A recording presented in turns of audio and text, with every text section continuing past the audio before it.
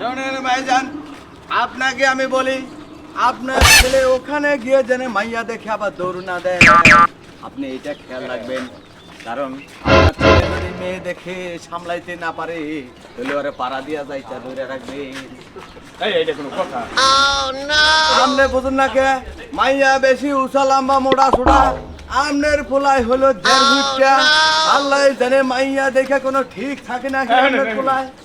আমার মা দুঃখিত, কথাই ভুল বলে ফেলছি। মানে আমার পোলা 1.5 ফুটটা, এটা বলতে একটু কইছি। আপনি যাবেন বিয়ে পড়াইতে, বিয়ে পড়াইবেন। আপনি এত কথা কইতেছেন কারণ রাস্তার মধ্যে ওয়াজ শুরু করছেন। খালি আজারা কথা কয় লোকটা। এই ছোট পোলাবান চুপ থাকো, নাক টিপ দিলে দুধ বেরবে। এখনই বিয়াতে চলে আসছো, তার মানে তোমার ভবিষ্যৎ কানার ঘরে কানা।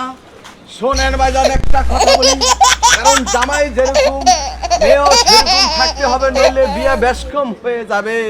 তখন কাজীকে ঘটককে ধরতে পারবেন না।